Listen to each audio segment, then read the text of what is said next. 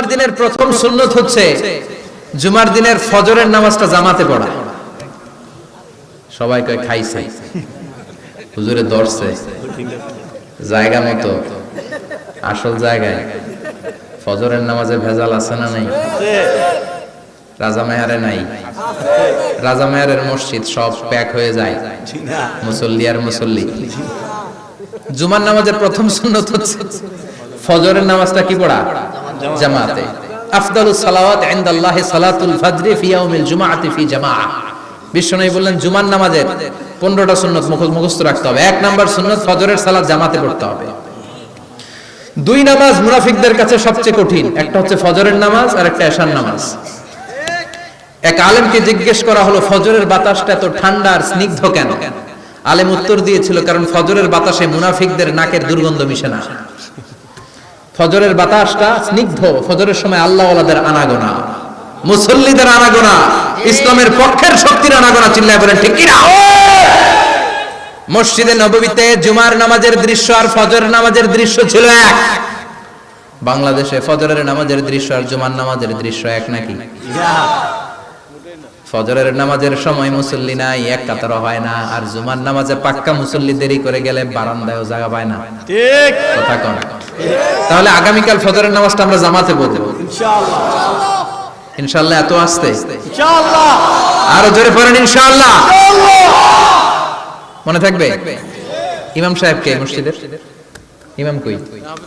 হাফেজ সাহেব কই? কালকে দেখবেন যে কি অবস্থা হয় ফজরের সময়। জুমার নামাজের মতো ভিড় হবে, আসা যাবে না। কথা কয় না? 2 নম্বর সুন্নাহ হচ্ছে আসওয়াক, মেসওয়াক করা। মাতহারাতুন লিল ফাম মারদাতুন লিররাব। মেসওয়াক করলে দাঁত পরিষ্কার থাকে, আল্লাহ খুশি হয়ে যায়। বিশ্বনবী বলেছেন যদি আমার উম্মতের জন্য কষ্ট না হতো প্রত্যেক নামাজের আগে মেসওয়াক করা আমি ফরজ করে দিতাম। সুবহানাল্লাহ। মেসওয়াক ছিল বিশ্বনবীর জীবনের শেষ আমল। এই মেসওয়াক করে বিশ্বনবী শেষ নিঃশ্বাস ত্যাগ করেছেন। আপনার নবী আমার নবী ওনার জীবনের সর্বশেষ আমল ছিল কি? সুবহানাল্লাহ কইবেন না? বিশ্বনবী জাইতুনের ডাল দিয়ে মেসওয়াক করতেন। বিশ্বনবী বলতেন নি'মা সিওয়াকি আয-যাইতুন ফাইন্নাহু সিওয়াকি ওয়া সিওয়াকুল আমবিয়া মিন ক্বাবলি। জাইতুনের ডালের মেসওয়াক কতই না ভালো, কারণ এটা দিয়ে আমিও মেসওয়াক করি, আমার আগে সব নবীরাই জাইতুনের ডাল দিয়ে মেসওয়াক করেছে। সুবহানাল্লাহ। 3 নাম্বার হচ্ছে দুহুন, তেল মালিশ করবেন। বিশ্বনবী জাইতুনের তেল দাড়িতে, চুলে আর গায়ে দিতেন।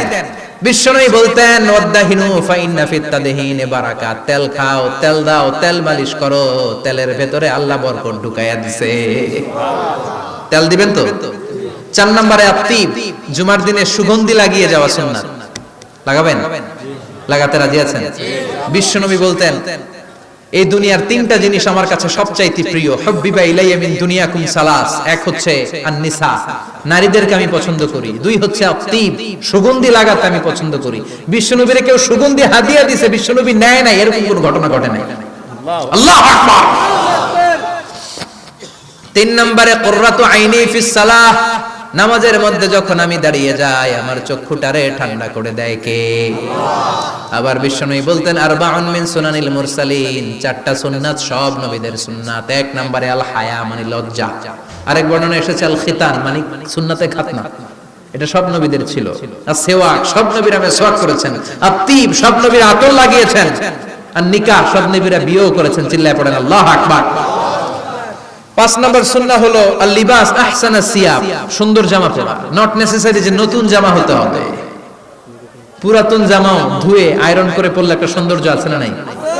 ইন্নাল্লাহা জামিল ওয়া ইউহিব্বুল জামাল। আল্লাহ নিজে সুন্দর, সৌন্দর্যকে আল্লাহ পছন্দ করেন। পৃথিবীতে সবচেয়ে সুন্দর কে? পৃথিবী সুন্দর, মানুষ সুন্দর, আসমান সুন্দর, জমিন সুন্দর, সুন্দরে সুন্দরে পাল্লা। জান্নাত কত সুন্দর তুমি আল্লাহ, জান্নাত কত সুন্দর তুমি আল্লাহ। সুবহানাল্লাহ পড়েন। ইন্নাল্লাহা ইউহিব্বু আইয়ারা আসারা নি'মাতিহি আলা আবদি।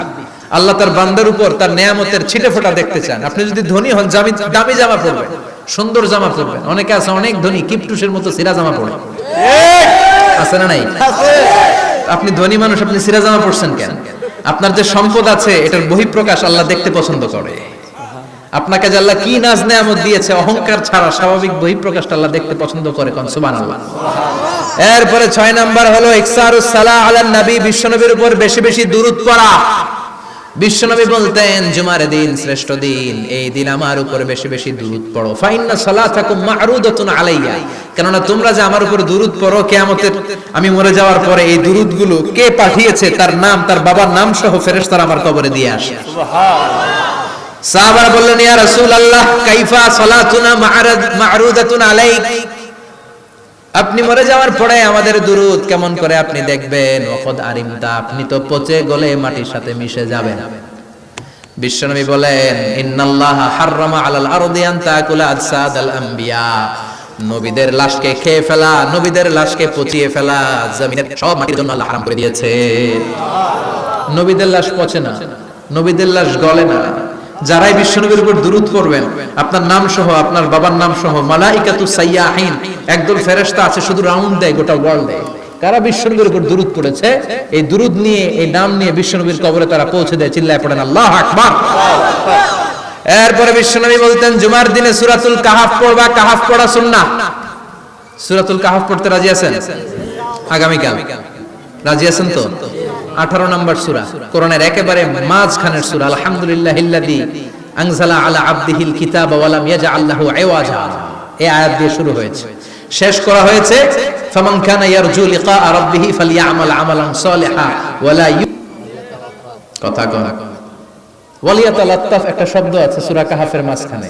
কোরআনের সব জায়গায় এক ফন্টে আয়াতগুলো লেখা, কিন্তু ওয়ালিয়াতালাত্তাফ মোটা করে লেখা আছে না, ডবল ফন্টে লেখা, মোটা, কারণ এটা কোরআনের একেবারে মাঝখানে অবস্থিত এই শব্দটা ওয়ালিয়াতালাত্তাফ। এর আগে যত শব্দ এর পরে তত শব্দ, এর আগে যত কোরআনের অক্ষর এর পরে তত অক্ষর। সুবহানাল্লাহ। বাড়িতে গিয়া সুবহানাল্লাহ। বিশ্বনবী বললেন সূরাতুল কাহাফ যে তেলাওয়াত করবে ইয়াকুনু লাহু নূর, এই সূরাতুল কাহাফ কিয়ামতের দিন তার সামনে বিশাল একটা আলো হয়ে আসবে। এই আলো দিয়ে পুলসিরাত পার হয়ে ওই বান্দা জান্নাতের ভেতরে ঢুকে যাবে।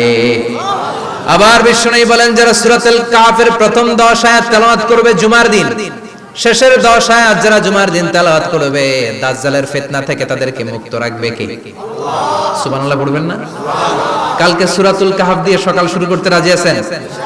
সবাই রাজি? এরপর তাবকির ইলাল মসজিদ, মসজিদে আগে আগে যাওয়া সুন্নাত। আগে যিনি যাবে উনি কি পাবে? তারপরে গরু, তারপরে বকরি, তারপরে মুরগি, মুরগির পরে ডিম না আন্ডা? আন্ডা। আল মাশিউ আলাল ইকদাম,